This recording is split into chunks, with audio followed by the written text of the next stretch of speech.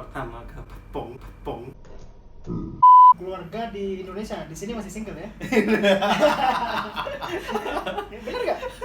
Kembali ke Dr. Chayan Channel. Pada kesempatan malam hari ini saya kedatangan seorang tamu jauh-jauh dari Salaya ke Bangkok sekitar 2 jaman, dan beliau adalah seorang PhD student. PhD student, remember that, okay? Kita langsung saja bertanya-tanya kepada beliau, apa sih pengalaman beliau sebagai seorang PhD student, sebagai seorang mahasiswa S3 di Universitas Mahidol. Ya, kuliah di sini seneng. Senengnya Ya. tuh kok kayak gimana begitu bilangnya? Ya pasti ada macam-macamnya rasanya. Jadi ada seneng, susah, sedih, gembira. Oke, kita Macam-macam. mulai dari senangnya dulu, Pak. Senangnya bagaimana? Bisa dideskripsikan begitu. Senengnya tentu saja pengalaman baru dalam kehidupan kita. Itu. Oke. Pengalaman baru dalam kehidupan kita, yang mana kita baru pertama kali ke negeri orang gitu ya. Pasti kita menjelajahi kultur baru, budaya baru, terus ya harus adaptasi dengan lingkungan, bahasa, makanan. Bedanya Ya. apa, Pak? Bapak aslinya di mana di Indonesia? Di Jawa Timur, Mojokerto. Di Mojokerto. Apa bedanya di Mojokerto dan di Bangkok ini, Pak, di Thailand ini? Beda jauh. Kalau di sini kan metropolitan area, jadi kalau di Mojokerto kan ya bisa dibilang kalau rural sih nggak rural banget ya. Jadi ya istilahnya kota kecil lah ya. Kota kecil ya? Kota kecil. Kota kecil. Ya, jadi ya sangat berbeda. Excited dah, Pak, ketika tiba di Bangkok ini yang pertama kali? Bapak tiba di Bangkok pada tahun berapa? Tahun 2018 bulan 2018. Agustus Ya, 2018 pertama kali menginjakkan kaki ke Thailand ya. ya. Oke, bagaimana perasaan Bapak pada saat itu dan bagaimana menghadapi situasi di Bangkok ini, Pak? Ya, jadi ya awalnya memang karena lingkungan baru ya harus beradaptasi. Tidak hanya dengan lingkungan sebenarnya, yang paling banyak dengan metode dan gaya belajar, karena kan kita hidup di kampus. Nah, jadi sebagai mahasiswa doktoral yang kultur akademiknya sangat berbeda dengan di Indonesia. Apa perbedaannya, Pak? Boleh diceritakan sedikit? Sangat berbeda dalam artian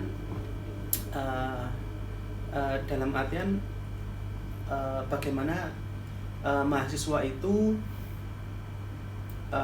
satu tentu saja bahasa ya. Jadi karena kita international student berarti kita menggunakan bahasa Inggris. Ya. Literatur full harus berbahasa Inggris. Jadi itu. Jadi yang dulu kita di S1, di S2 kita hanya banyak menggunakan literatur bahasa Indonesia, sekarang berubah ke bahasa Inggris. Jadi kehidupan sebagai mahasiswa yang ya walaupun kita harus sudah sangat siap ya, karena posisi untuk masuk ke kampus Mahidol kan juga harus memang dipersiapkan juga secara bahasa Inggrisnya ya harus. Dan pertanyaan saya, mengapa memilih Mahidol dan mengapa memilih Bangkok, Thailand begitu, Pak? Bapak lulusan sebelumnya S2 di S2 saya di UNS Solo, Universitas 11 Maret. Oh, Universitas 11 Maret. Mengapa Mahidol? Karena yang satu memang pada saat 2018 itu memang yang lagi mengadakan perekrutan, kebetulan memang waktu itu Mahidol. Melihat dari ranking, Mahidol juga salah satu universitas yang cukup bagus ya, cukup diakui di Thailand.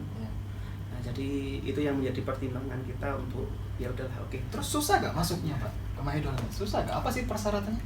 Sebenarnya waktu itu memang lagi ada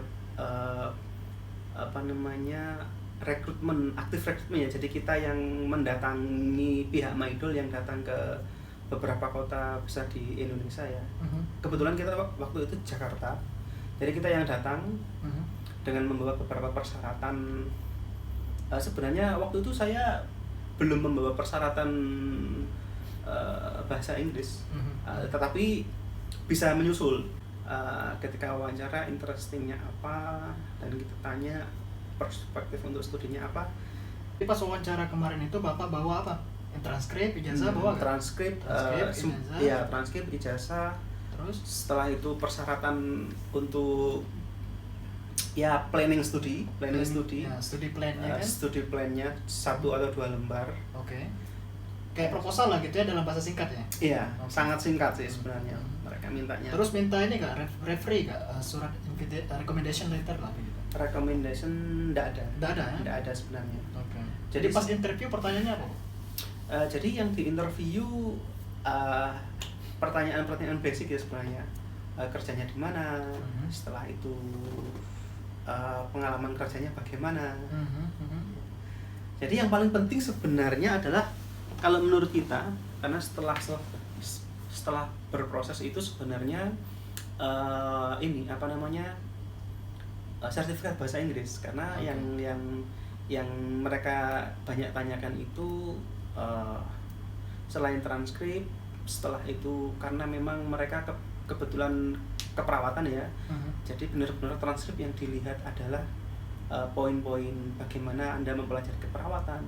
Karena kebetulan saya ngambilnya non keperawatan sih waktu S2 Magister Kesehatan. Jadi mereka benar-benar tidak melihat gelarnya, tetapi melihat apa yang dipelajari listnya. Jadi listnya apa saja. Oh, Anda sudah belajar teori keperawatan sejauh mana? Setelah itu bagaimana pengalaman Anda di penelitian, itu yang ditanyakan. Setelah itu Anda bekerja berapa tahun, ya pengalaman riset Anda bagaimana. Ditanya ya Bapak, bos atau tidak? Enggak. Bos rumah tangga ya. Ya, jadi ya hanya pengalaman aja, pengalaman kerja. Pengalaman kerja, posisi di kampus ya tentu saja ditanyakan. Posisi di kampus waktu itu apa ya, seperti itu. Pengalamannya bagaimana, pengalaman kerja bagaimana ya. Jelas Bapak kan punya posisi lah di kampus begitu kan ya. Posisi waktu itu memang kebetulan sedang menempati jabatan sebagai ketua lembaga riset waktu itu. Sudah cocok itu. Mungkin itu salah satu faktor lah ya. Salah satu faktor mungkin. Bisa jadi pendukung memang. Ya. Karena memang mereka menanyakan pengalaman riset, pengalaman kerja juga ditanyakan. Ya. Termasuk apa namanya, supporting dana juga dari Indonesia atau ya. Jadi kebanyakan mereka nanti akan kemungkinan besar hanya menawarkan partial scholarship atau setengah lah ya. Iya. Jadi kemungkinan mereka mereka akan menanyakan, karena mereka akan menanyakan ada nggak funding pendamping Anda. Ketika Anda sudah membawa funding pendamping, maka misalnya dari pemerintah Indonesia itu kemungkinan besar Anda untuk diterima juga semakin besar, biasanya begitu. Sudah berapa lama sih di Bangkok ini Pak? Ya start 2018 2020 ya, sekitar hampir 1 tahun 2 tahunan ya. Hampir 2 tahun lah ya. Ya, hampir 2 tahun. Hampir 2 tahun. Jadi selama 2 tahun ini ternyata ya. Apa sih yang Bapak dapatkan dari exciting things-nya di Bangkok? Kita pengen tahu, Pak. Kenapa sih di Bangkok dan kenapa harus Bangkok? Apa sih yang ada di Bangkok ini, Pak? Kalau awal memang kita nggak akan pernah tahu ya kuliah di mana, entah itu di provinsinya atau di kotanya gitu ya. Jadi ya kita nggak pernah berharap dimanapun itu. Tetapi memang Bangkok sendiri memang punya daya tarik yang cukup, apa ya, orang bilang ya semua pusat bisnis, hiburan, sekolah, market nyampur jadi satu di sini semua. Jadi orang bisa melihat, mengamati itu semua ada di Bangkok ya, sebagai kota yang dunia pariwisata lah ceritanya kan. Jadi Bapak sebagai PhD student begitu, terpengaruh gak dengan dunia pariwisata di Bangkok ini? Apakah lebih fokus belajar atau lebih tertarik pergi ke dunia malamnya begitu atau ke dunia pariwisatanya? Kalau sebagian besar waktu sih kemungkinan akan tersita lebih banyak untuk Belajar ya? untuk belajar, apalagi di tahun-tahun pertama. Ya walaupun semua saya kira semua. Karena memang kita di sini dituntut benar-benar oleh dosen-dosen kita untuk harus mampu mengikuti ritme yang ada di sini. Cuman ya pastilah orang itu kan punya pengen waktu untuk di akhir pekan mungkin. Berarti adalah Bapak pergi ke hiburan gitu ya? Ada nggak nih? Kalau ada bilang aja off the record sama istri nih. Kan di sini banyak macamnya. Jadi market ataupun mall. Oh iya. Itu kan tempat hiburan juga. Iya bisa dimengerti. Nongkrong sama teman gitu ya. Iya bisa dimengerti. Insya Allah nongkrong sama teman itu tanda kutip nggak? Iya. Oh iya. Iya. Itu tanda kurung. Oke Pak, jadi kita lanjut ke masalah PhD student tadi Pak. Okay, Untuk masalah tanda kurung tadi nanti di lain waktu lah ya. Kita bercerita tentang apa sih undercover things ya begitu ya. Undercover things. Ya. Jadi untuk PhD student itu, Bapak merasa stres gak sih jadi seorang PhD student? Stres gak? Stressful iya, pasti karena saya bilang tadi di tahun pertama itu memang kita banyak harus beradaptasi, tidak hanya dengan budaya tapi dengan pembelajaran. Seperti apa sistem pembelajaran mereka itu Pak? Apakah lecture biasa atau ada debate, ada kita belajar self study gitu? Ya jadi saya rasa semua macam metode pembelajaran ya ada di situ. Cuman lebih banyak memang harus lebih banyak belajar mandiri. Dan ada juga presentasi, ada juga diskusi. Ya. Dalam satu semester kemarin ada berapa subjek Pak? Berapa pelajaran? Untuk coursework di semester awal biasanya kemarin ada 5 subjek. 5 subjek ya? Belajarnya dari jam berapa sampai jam berapa Pak? Untuk semester awal rata-rata menghabiskan 4 harian ya. 4 harian itu kita jadi di pagi dan di sore. Jadi Senin sampai Kamis? Ya, Senin sampai Kamis hampir full. Jadi hampir full, cukup lumayan banyak untuk di tahun pertama karena memang subjeknya banyak di nursing dan banyak yang harus dipelajari tentang research ataupun teori. Jadi banyak hal. Jadi tugasnya otomatis banyak sehingga waktu kita juga otomatis banyak tersita juga, walaupun di akhir pekan lebih banyak ke belajar, kemungkinan seperti itu. Untuk masalah research gitu Pak, Bapak ini sudah sampai tahap mana sekarang? Untuk tahapan riset saya baru selesai menyelesaikan ujian kualifikasi ya, jadi mungkin jadi ini baru akan menyusun proposal. Jadi kalau di Thailand itu kan ada tahap ujian kualifikasi, ujian proposal, dan ujian disertasi akhir. Jadi ada 3 tahap itu. Jadi saya masih di tahap awal. Qualified exam ya? Ya, jadi masih di tahap sangat awal. Bagaimana rasanya pas qualified exam Pak? Jadi ya kalau di sini ya ujian ya harus benar-benar ujian dan harus benar-benar bisa mempertahankan apa yang kita tulis dan harus bisa berargumentasi juga. Jadi di sini ya kalau menurut saya pribadi ya sangat keras. Kalau menurut saya pribadi. Berapa orang Pak pengujinya pas qualified exam? Pengujinya ada 3. Ya, pengujinya ada 3 dan mereka menanyakan baik itu tentang teori ataupun tentang masalah riset kita. Nah, jadi ya itu. Ada gak yang nggak lulus ki sebelum-sebelumnya? Di angkatan saya, teman saya ada yang memang retake ya, karena mungkin retake itu mungkin di sini mungkin hal yang wajar ya mungkin ya bagi ya ada sebagian. Jadi mungkin memang pressure-nya untuk studi talent ini mungkin pressure yang cukup besar ini menghadapi ujian kualifikasi doktoral. Ya, karena kalau 2 kali tidak lulus, nah DO ya. Ya.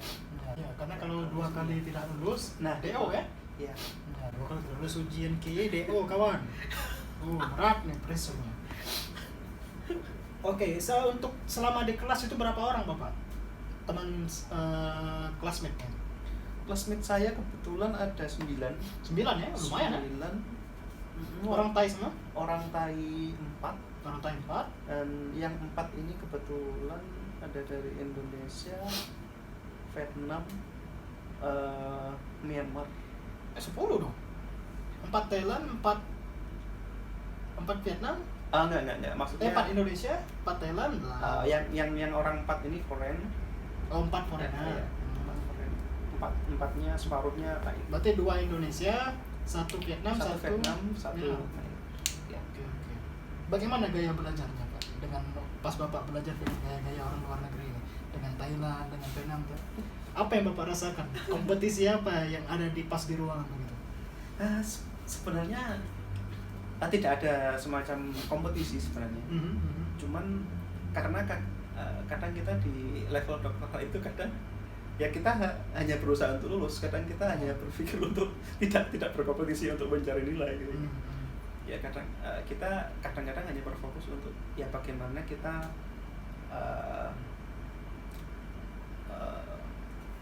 mengikuti ritme pembelajaran, ritme schedule dari program studi, dan berusaha untuk memenuhi target waktunya itu sudah cukup bagus kalau di doktoral. Menurut saya itu. Terus apa itu namanya?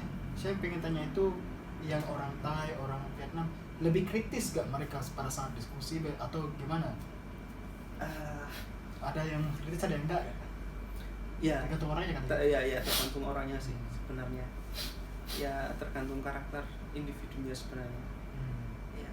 Ya wajar lah kalau di kelas itu pasti ada yang kritis, ada yang medium, itu pasti ada jadi gitu. Kalau dosennya? Dan dosennya nunjuk kamu jawab enggak? Atau ya karakternya juga bervariasi juga dosennya. Ada yang strike, ada yang medium, ada yang juga go back and read ya. Iya. Go back and read ya. Iya. Iya. Dan cuman yang saya rasakan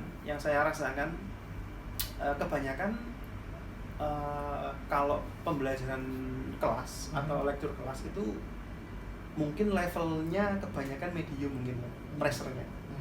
Nah, cuman ketika kita sudah bertemu dengan advisor itu kebanyakan yang saya rasakan dan dari pengalaman cerita-cerita temen gitu ya, pressure-nya bisa menjadi tinggi ketika kita tidak bisa memenuhi ekspektasi dari advisor.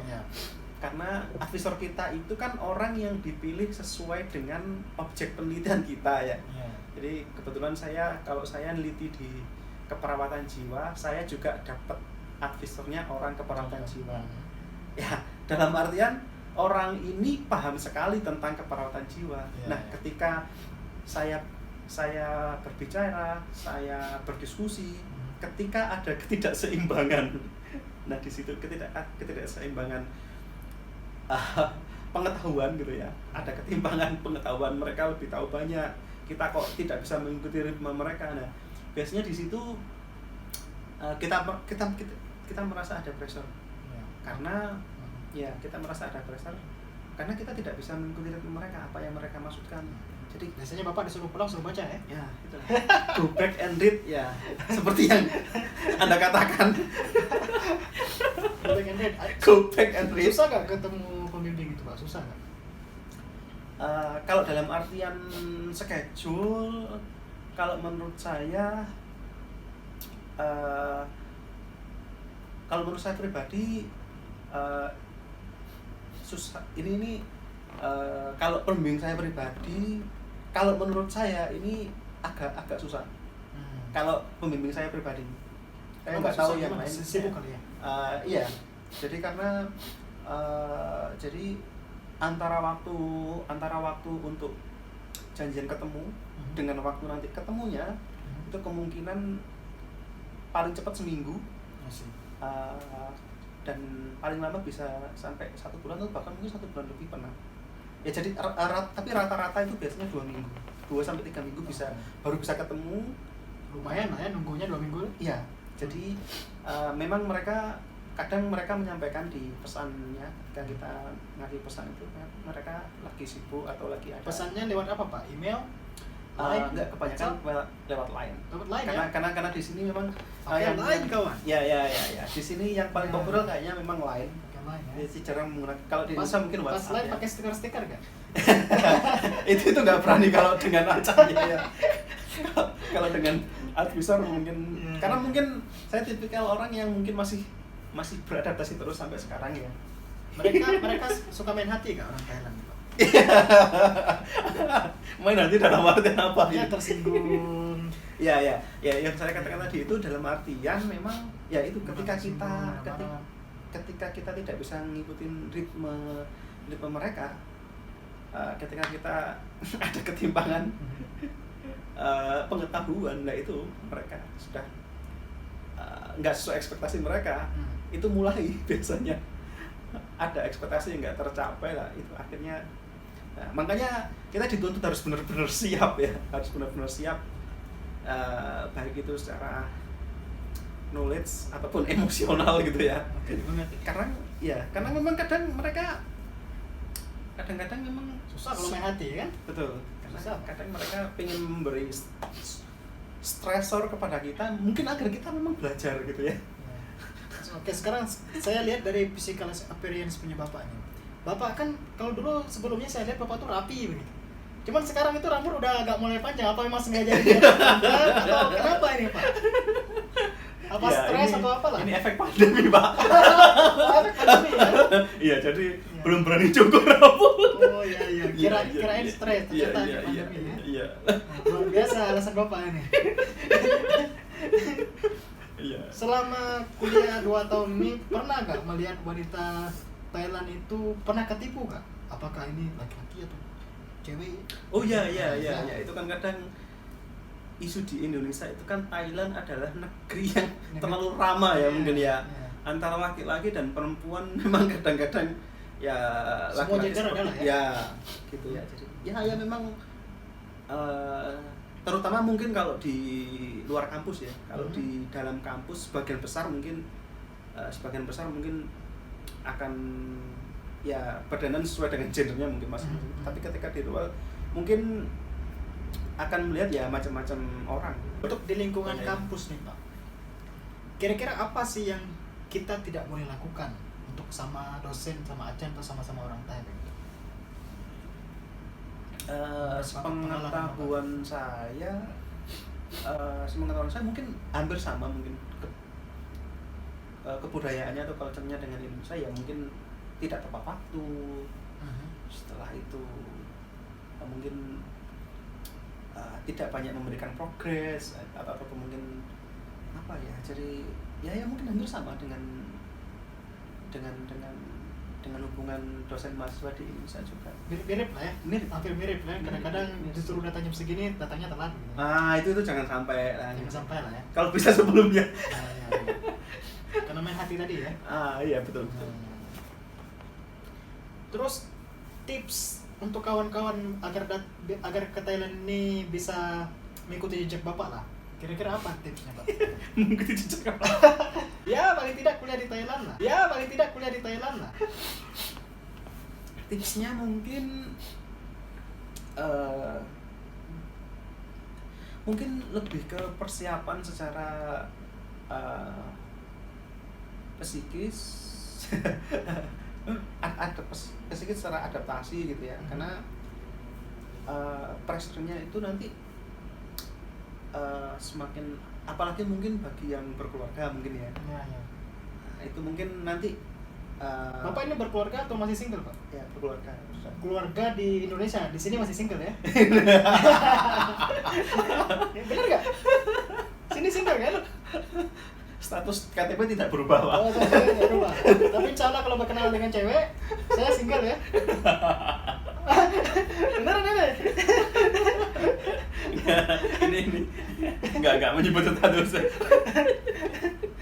I'm single now. Tomorrow no, ya. I'm single now. Tomorrow no, ya. Tapi Bapak tidak pernah jatuh hati pada cewek Thailand ya? Oh, nggak pernah kalau jatuh hati. Tapi melihat wanita oke lah ya? Oh, ya melihat karena kita punya mata ya, jadi Iya, otomatis melihat melihat. ya, wajar lah ya. Iya, mata ya, jadi Iya, otomatis melihat melihat. ya, wajar Iya. lah ya. Apalagi tipsnya selain itu, Pak? Ya. Sepertinya tipsnya mungkin sangat umum ya, karena mungkin sebagai mahasiswa dokter, ya, jadi ya intinya kita dituntut untuk banyak belajar mandiri sebenarnya. Belajar mandiri lah ya. Cari Ya. support sistem Ya. ke teman, ke senior, Ya. ke kakak tingkat. Ya. Ya. Ya yang cari support system, karena mungkin kadang kita banyak menemui hambatan ketika kita selesaikan sendiri nggak bisa lah, itu kadang kita butuh. Lulusnya berapa tahun sih, Pak, rata-rata kira-kira rata-rata? Kalau yang saya lihat di sini memang terutama prodi saya di perawatan itu memang rata-rata yang paling cepat itu 4 tahun. 4 tahun ya? Rata-rata. Padahal beasiswa Dan- 3 tahun ya? Nah, betul. Jadi Rata-rata 4 tahun ya? dan karena memang nah itu dan rata-rata paling cepat. Rata-rata paling. Kalau di rata-rata kemungkinan bisa 4 lebih. Ya, Kemungkinan ya. kalau di rata-rata total ya. Ya. Karena kemungkinan banyak, apalagi juga teman-teman Thailand ketika sudah masuk ke fase-fase disertasi, menulis proposal, mungkin mereka juga ada side job atau Ya. yang Dia cari lain. uang lah ya? Kemungkinan seperti itu, karena Untuk bayar saya lihat di sini juga teman-teman Thailand juga banyak yang selesai juga 4 tahun lebih, bahkan 5 tahun itu jadi hal yang sangat biasa di Iya, biasa banget ya. sini. Karena posisinya 1 tahun coursework kan? Iya betul. 1 tahunnya lagi full course. 1 tahun bisa QI, bisa kalau lulus QI 1 semester Betul. oke, tapi yang Betul. QI yang lulus 2 kali baru harus Betul. 2 kali 1 tahun lagi, jadi jadi 2 tahun. praktis tahun ketiga itu Baru proposal ya? Betul. Baru start proposal dan belum tentu lulus untuk yang pertama gitu kan? Ya itulah. Iya, biasanya ambil yang kedua kali, belum ambil Betul. data, Belum ambil data. 1 tahun udah tahun keempat Betul. gitu kan ya? Betul. Habis itu defense menunggu publikasinya, Pak. Publikasinya harus Scopus kan? Kebetulan kalau di Mahidol ISI. ISI ya, ISI. Web of Science. Web Ya, of Science. ya. Ya. Web Science itu berapa, Pak? Untuk dokter? Kalau di prodi kita mereka mewajibkan satu publikasi yang bersumber dari original research, Ya, original hasil disertasi satu di Web of Science. Oke, jadi cukup satu aja ya? Cukup satu Web di of angkatan Science. saya. Di original research ya? Ya, di original research. Oke. Oke. Kira-kira Bapak bisa finish dalam waktu 4 tahun, Pak? Ya. Ya saya cuman ya berarti kan mungkin masih 2 tahun lagi kan kalau ke 4 tahun berarti. Bapak kan masih 2 tahun lagi ya? Berarti masih 2 tahun lagi Bapak ya. masih bisa have fun lah ya? Iya. Dengan papers? Iya. Iya. Iya. Ya, target publikasi berapa banyak, Pak? Wah ini Berat nih pertanyaannya. berat ini pertanyaannya ini berat. Iya, karena masih direject terus ini sampai sekarang ini. Masih direject ya? Ya, mungkin target publikasi mungkin karena memang banyak adaptasi ya mungkin. Ya. Mungkin 2 lah itu mungkin target minimal ya. Ya. Target minimal 1 dari disertasi, 1 dari yang lain itu mungkin sudah sangat bagus. Ya. Kalau Oke. kalau orang Thailand itu melihat hasil publikasi, kalau mahasiswanya publikasi, ya gimana tanggapannya, biasa aja kan ya? Atau wah, gitu. Mereka wah sebenarnya. Wah ya? Karena bagi orang Thai mungkin hampir sama ini kulturnya sama orang mirip Mirip ya? mirip menurut saya, karena di Thailand itu juga nggak banyak mahasiswa selama doktoral yang Publish ya? publish banyak, kayak yang wawancara ini ya. Ya enggak lah. Ya kan kalau nggak salah kan mereka kan Iya. tergantung beasiswanya Pak. Kalau beasiswanya mewajibkan untuk internasional jurnal saja, tidak web of science bisa kan? Tergantung. Iya, biasanya memang pressure itu sebenarnya tergantung dari fakultas, prodi, duitnya dia dapat kan? Betul. Betul. Jadi dan tergantung juga motivasinya. Rata-rata dan karena memang tuntutan di keperawatan juga mahasiswa doktoral itu ya itu tadi hanya satu dari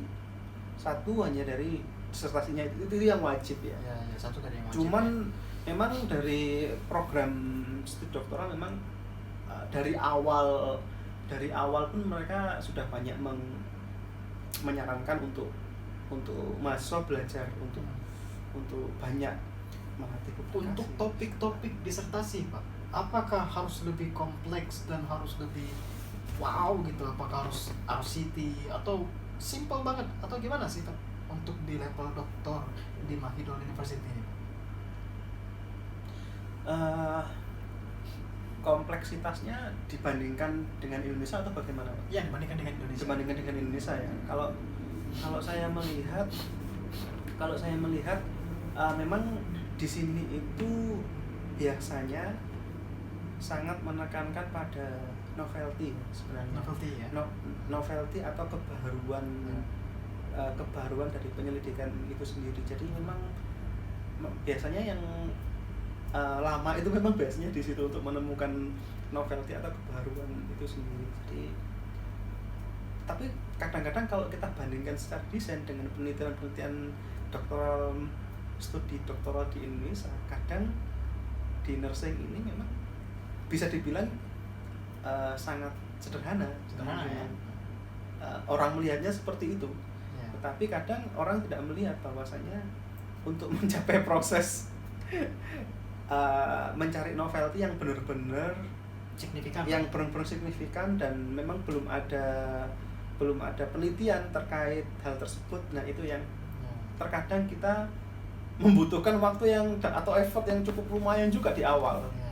Itu mungkin yang kadang itu juga yang menurut saya membedakan dengan di Indonesia. Kadang di Indonesia itu metodenya sangat kompleks sekali ya kadang-kadang.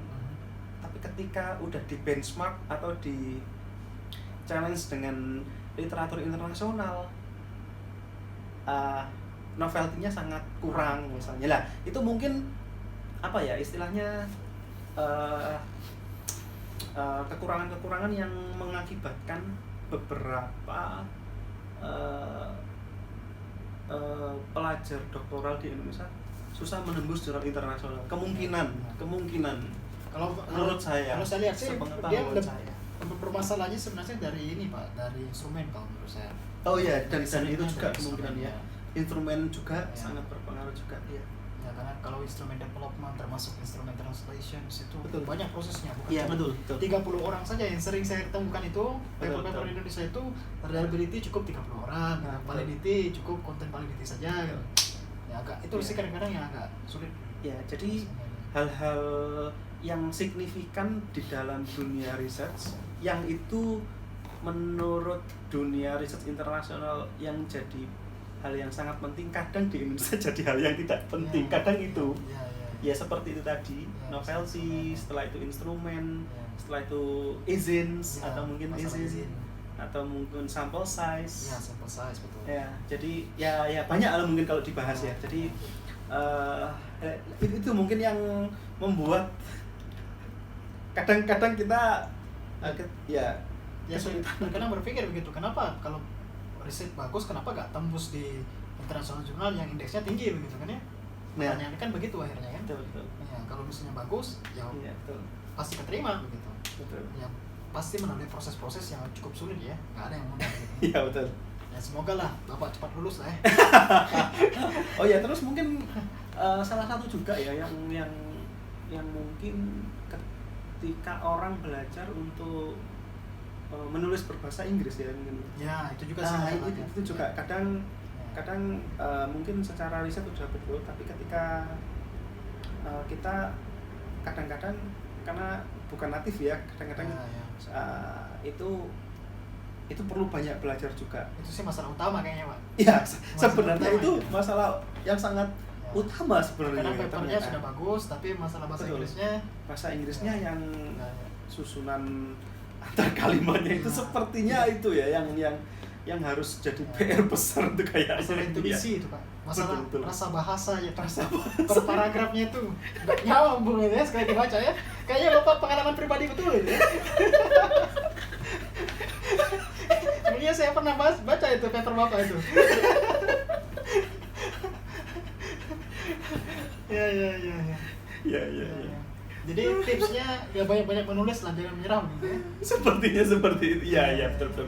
Ya. Betul, karena ya itu tadi.